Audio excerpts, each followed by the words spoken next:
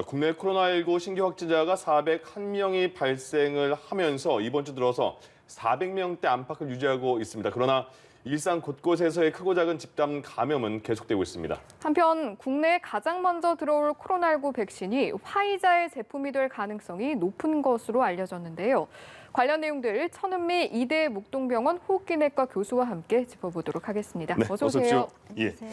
최근에 신규 확진자 수를 보면요. 300명대 후반, 400명대 초반 이렇게 왔다 갔다 요선에서 왔다 갔다 하는 것 같아요. 그럼 확실히 확산세는 줄었구나 이렇게 느껴도 되는 겁니까? 네, 1,000명이 넘다가 이제 400명 전후로 왔다 갔다 하는데요. 네. 사실은 11월 우리가 중순에 딱 2달 전에 200명, 100에서 200명대였거든요. 그러네요. 네, 그때보다는 거의 2배 이상 높은 단계긴 하지만 예. 그 확산세는 확실하게 안정화된 것 같습니다.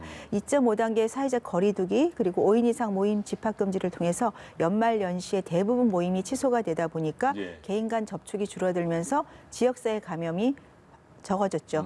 그러다 보니까 지역사회를 통한 요양병원, 요양원들 같은 곳에 집단 감염이 줄어든 거죠. 예. 집단 감염이 줄어든 사례도 전수검사나 선제검사를 통해서 우리가 미리 좀 차단한 효과도 분명히 있지만 가장 큰 요인은 국민들이 준수를 지켜준 것 같아요. 네. 이렇게 보면 식당 같은 데 사람이 굉장히 없었어요. 그러니까 예. 우리 국민들은 확진자가 늘면 정부가 권고를 하기 전에 미리 본인들이 본인의 건강을 이렇게 스스로 챙길 줄 아는 그런 수준이 굉장히 높은 것 같아요. 네. 그러니까 1, 2차 때도 마찬가지였지만 이번 3차 때도 국민들이 스스로 방역 수칙을 준수한 게 가장 큰 요인이었다고 생각합니다. 정말 뭐 유럽이나 미국과 비교해서는 완전 다른 것 같아요. 우리 네, 의식이요. 맞습니다. 예.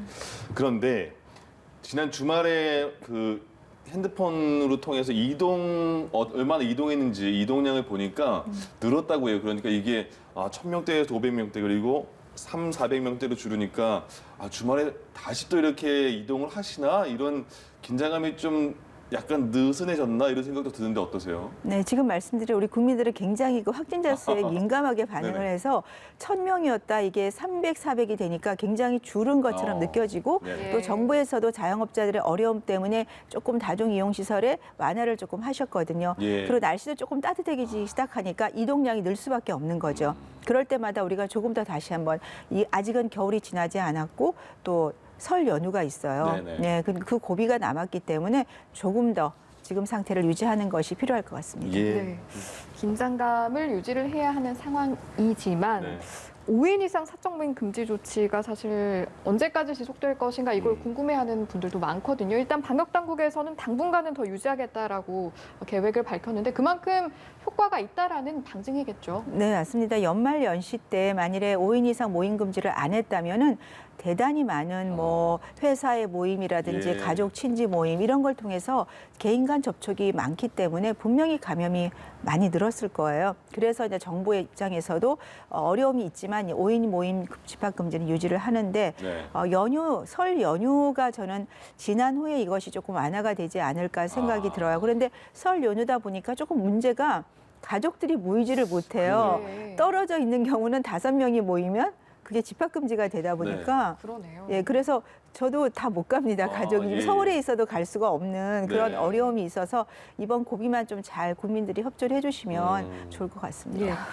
그러니까 저희가 이야기하고 있는 설 연휴의 방역 지침이 어느 정도로 이뤄질 것인가도 궁금한데 사실 지난 추석 연휴와 비교를 하기에는 확진자 수가 많이 늘어서요. 어느 정도 수준에서 이루어져야 한다고 생각을 하십니까? 네, 설 연휴 때는 사실 100명 이하였기 예. 때문에 그때랑 비교하기 상당히 어렵고 그러네요. 또 겨울이라서 또 확산세가 많은 상태라서 네. 아마 정부에서 한 31일 정도 설 연휴 방역 대책을 아마 발표를 하실 것 같습니다만 추석 때하고 크게 달라지진 않을 것 같아요. 왜냐하면 내려가실 분들에 대해서는 대중이용시설을 그러니까 대중교통을 조금 제한을 한다든지 예. 그리고 대부분 권고사항이지 강제를 할 수 있는 건 없거든요. 네. 하지만 5인 이상 모임 집합금지가 됐기 때문에 사실은 추석 때보다 더 어려울 것 같아요. 그러네요, 진짜. 내려가시는 분이 거의 없거나 아니면 한 분이 대표로 부모님을 뵈러 가거나 이런 식으로 될 예. 거라서 사실은 이렇게 접촉 감염은 많지는 않을 것으로 생각됩니다. 그렇군요.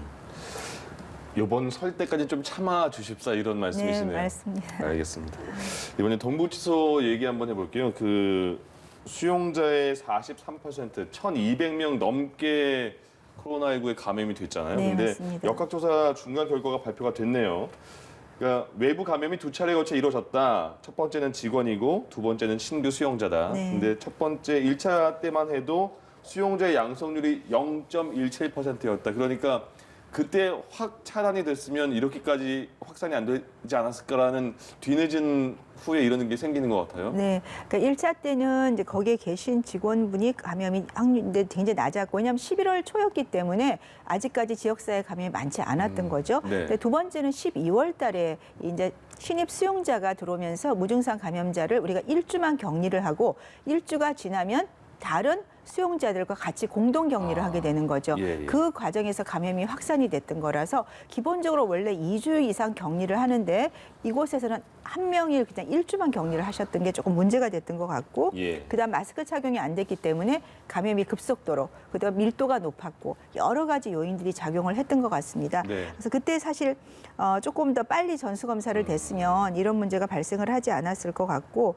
그리고 또 이 구치소다 보니까 외부로 많이 출입이 있었고 네. 변호사 접견도 있고 예, 예. 법원 출입, 그런 것들을 통해서 아마 또 2차적인 감염이 있었을 거로 생각됩니다. 예.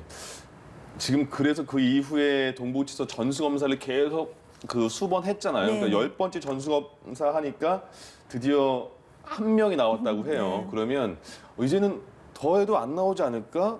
언제까지 더 해야 되지? 이런 생각도 있을 것 같은데 전수검사는 그럼 언제까지 해야 된다고 보세요? 기본적으로 우리가 이제 확진자가 나오면 보통 3일에서 일주일 간격으로 하거든요. 네. 그러니까 확진자가 좀 많을 땐 최소한 3일 간격으로 하는 게 맞고, 예. 지금은 한 명이 나왔지만 저는 한두 번 이상은 일주일 간격으로 좀 해보는 게 필요하지 않을까. 왜냐하면 지금 우리가 최대한 뭐 격리도 하고 PCR 검사도 하지만 신입 수용자 중에는 이게 3주가 지나도 감염이 되는 분들이 아. 가끔 있기 때문에 네네. 일주일에 한 번 정도는 당분간 조금 해주는 것이 필요할 것 같습니다. 예. 어제는 이제 어제 속보로 저희가 보내드렸던 것도 박근혜 전 대통령도 네. 확진자 밀접 접촉자로 분류돼서 PCR 검사를 받았다. 그러나 다행히 음성이 나왔다. 네. 이런 소식까지 전해드렸거든요. 그러니까 서울구치소 얘기입니다. 네. 확진자가 2명이 나왔는데 이렇게 된다면 박근혜 대통령 같은 경우에는 전 대통령 같은 경우에는 음성이 나왔지만 그래도 혹시 모르니까 격리해서 병원에 지금 네. 있어야 된다고 하거든요. 그러면 네. 그 스스로 1인실에 격리가 되는 겁니까? 아니면 어떤 식으로 지금 확진은 안 됐습니다만은 네. 어떻게 돼야 됩니까? 조치가? 이제 그 같이 동반을 했던 차량 예. 동반했던 분이 이제 확진이 되신 거잖아요. 네네. 그러니까 그분이 마스크를 썼지만 우리가 마스크를 쓰더라도 100%는 아니기 때문에 조금 아주 드물지만 감염이 될 수 있습니다. 네. 그래서 격리 수용이 되시는 거고, 감염병을 차단하기 위한 격리병실이 따로 있습니다. 예. 네, 거기에서 같이 계시는 걸로 생각하시면 그러면 되겠습니다. 다시 또 2, 3주 정도 있다가 검사를 받고 음성이 나와 2주 보통 격리를 하거든요. 네네. 네, 2주 이내에 격리 후에 일단 PCR 검사가 음성이 나오면 해제할 수 있습니다. 그렇군요. 네. 알겠습니다. 사례별로 또 하나씩 자세히 살펴보면요. 서울의 한 회사에서 집단 감염이 발생을 했는데 확진자 사이에 접촉도 없었고 예. 모두 마스크를 착용을 했음에도 이 같은 상황이 벌어졌다고 합니다. 다만 칸막이가 설치가 된 구내 식당을 이용을 했다고 하는데, 이렇게 되면 감염의 원인이 칸막이가 설치됐지만 구내 식당을 이용하는 그 과정에서 이루어졌다고 좀 유추를 해봐야 하는 겁니까? 이제 여러 가지 가능성이 있습니다. 마스크를 쓰더라도 마스크의 어떤 종류 차이도 있고요. 또 그 착용의 어떤 그 정도, 그런 것에 의해서도 감염이 될 수도 있고, 말씀하신 대로 칸막이 식당에 있지만 칸막이가 돼 있어도 이게 위로는 다 뚫려 있거든요. 아, 예. 그러니까 이제 대화를 할 수 있죠. 식사하다 하실 수도 있고, 네. 본인이 이제 식사 후에 할 때도 숨을 쉬기 때문에 바이러스가 공기중에 떠다닐 수도 있어요. 예, 예. 그리고 이제 복도를 다니면서도 그렇고 어디서 된지는 알 수가 없지만 이 직장 생활 중에서 우리가 감염을 가장 확인하기가 어렵다고 되어 있습니다. 그렇게 최대한 이제 접촉을 좀 삼가하는 거고, 지금처럼 이렇게 회사마다 저는 한번 정기적으로 검사를 해보는 것도 굉장히 좋은 방법이라고 생각이 들거든요. 네. 특히 이제 밀집도가 높은 직장들이 굉장히 많지 않습니까? 그런 경우에 뭐 자주는 아니지만 1주나 2주 간격으로 한번 전수 검사를 PCR 풀링을 한다든지 아니면 신속 항원 검사를 한다든지 이런 예. 식으로 하게 되면 기본적으로 확진자가 여러 명 있는 경우는 찾아낼 수가 있습니다. 예. 이야기가 나온 김에요. 저희가 사내 식당을 예로 해서 살펴보긴 했지만 이렇게 네. 취식을 하는 모든 공간, 칸막이가 있긴 하지만 그때 마스크를 벗는 그 잠깐의 순간에도 감염의 위험은 여전하다고 봐야 하는 거겠죠. 바이러스가 많이 나오는 분이라면은 그분이 식사 과정 중에 호흡을 하거든요. 그럼 바이러스가 일부가 분명히 나올 수 있고, 그게 이제 히터나 이런 겨울 같은 경우는 공기 중에 떠요. 그러면 당연히 마스크를 벗고 식사하는 분 중에는 감염이 드물지만 나올 수 있습니다. 공기 중에서 보통 우리가 채취를 해보면 한 4~5% 정도가 나온다 그러거든요. 예. 그렇기 때문에 항상 회사 같은 데서도 이 공기청정기나 아니면 조금 환기에 좀 더 우리가 신경을 써야 되고 대화는 절대 식사 중에 하지 말고 꼭 예. 대화할 때 마스크 써야 된다는 걸 예. 다시 한번 상기해야 될 것 같습니다. 그러니까 말하거나 기침하거나 그럴 때는 당연히 비말이 나올 거다라는 생각을 하는데 말씀하신 건 바이러스가 많은 사람들은 호흡만으로도 바이러스가 나올 수 있다는. 원래 호흡을 내뱉을 때 나가는 바이러스가 제일 많다고 되어 있죠. 왜냐하면 예. 말하는 것보다 호흡은 계속하지 않습니까? 네. 그러면 그 횟수에 따라서 훨씬 많기 때문에 우리가 채취를 해보면 호흡할 때 바이러스 가장 많다고 합니다. 아, 그렇군요. 알겠습니다. 그리고 최근에 그 정은경 청장이 발표한 논문 내용을 한번 보겠습니다. 보면 지난달에 소아 감염 학회지에 낸 논문인데 학생들, 그러니까 그 계속 학교를 못 갔잖아요. 코로나 네. 때문에. 그것 때문에 그 조사를 했더니 학교 안에서의 코로나 전파는 2%다. 학원이나 개인 교습소에서 14%가 감염이 된다. 그러니까 학교에서는 방역이 잘 지켜지는 것 같다. 그러면 그게 여기서 이어지는 게 그럼 앞으로 개학이 얼마 안 남았는데 학교 등교 수업이 가능할까까지 이어질 것 같아요. 네. 이 그 논문 발표는 어떻게 보셨습니까? 네, 왜냐하면 이제 해외에도 이제 학교에서는 우리가 걱정했던 것만큼 네. 사람이 많으니까 감염이 많을 거라 생각했지만 감염 빈도가 낮다고 나옵니다. 예. 그 이유는 아무래도 방역 수칙을 잘 지키는 면도 분명히 있고요. 네. 사실은 학교보다는 학교에서 가족이 감염이 많은 건 가족은 마스크를 벗고 생활하기 때문에 예. 여기도 보면 가족 감염이 가장 많게 나오고요. 그 다음에 이제 학원이라든지 그런 곳에서는 아무래도 조금 이렇게 방역 수칙이 좀 어려운 경우도 있었을 네. 수 있었고 또 밀접 접촉을 하는 경우도 있겠죠. 그리고 또 많은 게 이제 다중 이용 시설 그런 곳에 학생들이 많이 가고 예. 왜 이게 다중 이용 시설이나 학원에서 조금 더 감염 사례가 많냐면 네. 초등학생보다 중학생이 감염이 더 많다고 해외 사례도 있어요.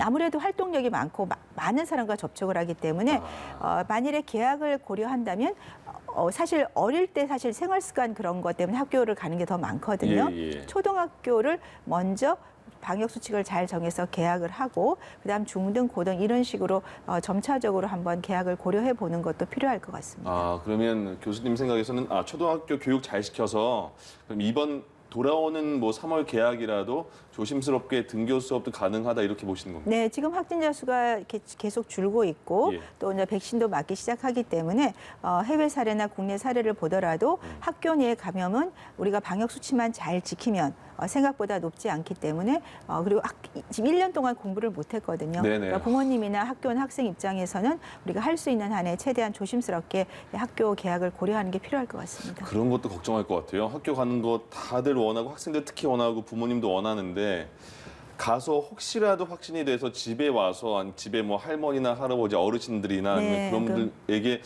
전파하는 거 아니야? 이렇게 생각한 분도 계실 것 같은데 어떠세요? 네, 그래서 이제 미국 같은 경우는 어떻게 하냐면 확진자가 많다 예. 보니까 증상이 있는 경우는 학교 자체에서 그냥 신속항원 검사를 하는 시도를 하고 있습니다. 네네네. 근데 국내에는 이제 뭐 증상이 있으면 당연히 학교를 안 가지만 증상이 없더라도 이렇게 좀 활동적인 학생 같은 경우는 바이러스가 나올 수가 있죠. 약간의 뭐 두통이나 미열감이 있다면 학교에서 바로 검사를 할 수 있는 것도 필요할 것 같아서 예. 예. 네, 그러한 점도 한번 고려해 보는 게 좋을 것 같습니다. 특히 예. 기숙사 학교 같은 경우는 네. 굉장히 좀 그런 시스템이 필요할 것 같습니다. 네. 예.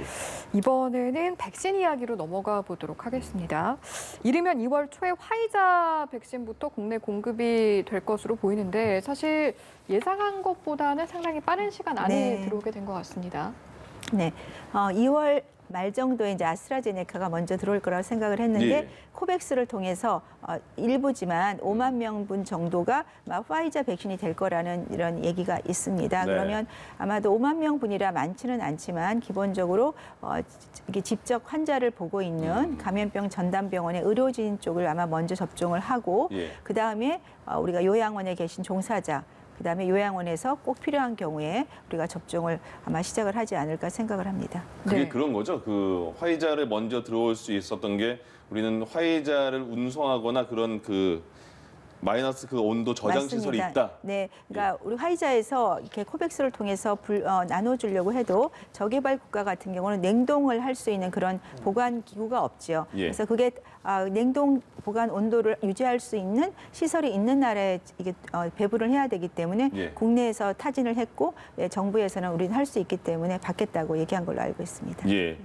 그러면 그 백신을 언제 어떻게 누구에게 먼저 접종하냐 문제가 이제 굉장히 중요할 것 같아요. 바로 다음 맞습니다. 달이니까요. 네, 네. 그게 어떤 체계가 잘 우리 당국에서 마련이 돼 있는 겁니까 지금? 네, 지금 아마 굉장히 열심히 하시고 계신 것 같고 이번 달 말 정도면 아마 체계적인 그런 정책을 발표를 하실 거라고 생각합니다. 예. 왜냐하면 2월부터는 맞아야 되기 때문에 네네. 아마 준비를 잘 하고 있으실 거라고 생각하는데요. 지금 이제 해외 사례를 보더라도 제일 중요한 건 백신이 어느 정도 완전히 확보가 된 상태에서 배분을 해야 되고 예. 백신 종류마다 이제 보관이나 유통이나 다르기 때문에 네네. 문제가 되는데 특히 화이자 모더나 백신은 이제 초저온 냉도에서 보관을 해야 되고 또 중요한 것은 뭐 여러 가지 문제가 있지만 이게 우리가 지금까지 독감 백신 맞아보신 분들은 알기 주사기로 그냥 맞고 주사기를 버리거든요. 네네. 일회용입니다. 예. 근데 이것은 옛날의 독감처럼 여러 명이 맞게 하기 위해서 이렇게 병에 들어 있죠. 예. 그러니까 5명, 10명처럼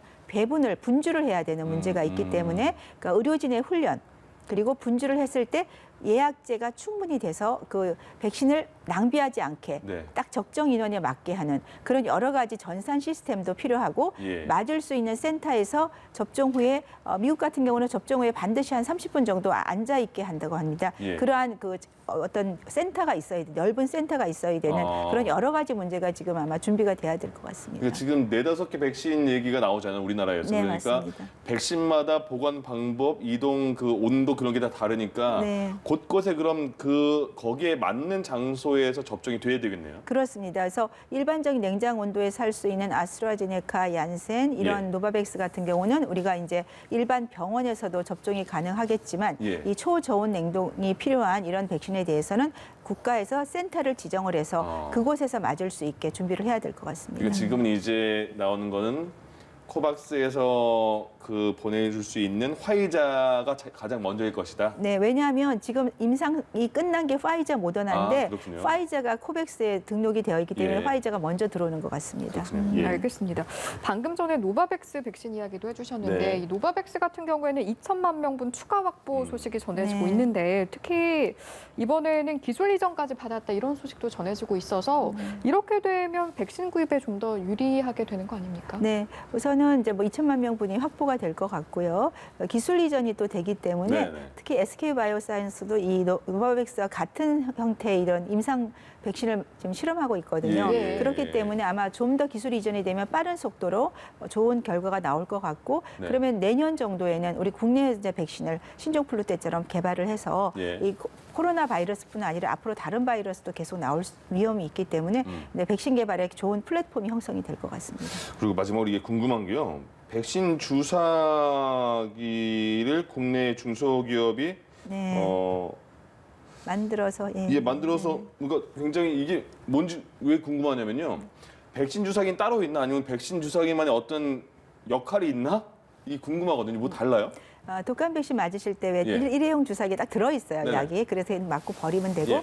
과거에는 아까 말한 그 병에 여러 명이 있을 수 있게 만들어서 주사기에서 빼서 쓰거든요. 주사기 거기에 꽂아서 그렇죠. 당겨서 예. 이렇게 넣죠. 일반 예. 주사기는 보시면 바늘 끝에 이렇게 공간이 있어요. 네. 그 공간에 그 액이 남아있죠, 주사액이. 그런 건 버려야 되거든요. 예. 그것이 모이면 5명이 쓸 수 있는 파이자 앰플에 이 주사기에 남아있는 그것을 다 모으면 한 명분이 더 생겨요. 아, 그래요? 그러니까 20% 5명이 아니 6명을 맞을 수 있는 주사기를 만든 거죠. 네. 그리고 재사용을 하지 않게 안전핀도 달려 있어서 우리가 이 위기에 코로나 백신이 굉장히 많이 필요하잖아요. 그러면 5명이 6명을 맞을 수 있다면 굉장히 효과적인 그러한 우리가 결과를 볼 수 있기 때문에 예. 삼성전자에서 이 풍림 파마텍이라는 중소기업을 지원을 한 거죠. 네. 그래서 그런 기술을 같이 공유를 해서 우리가 백신 그 주사기를 원래 한 2.5배를 더 삼성전자에서 더 만들 수 있게 그러니까 예. 한 달에 1,000만 명분을 우리가 생산을 할 수 있기 때문에 이런 백신과 더불어서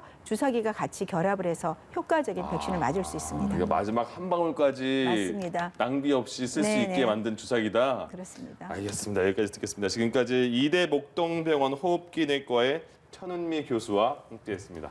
고맙습니다. 고맙습니다. 예.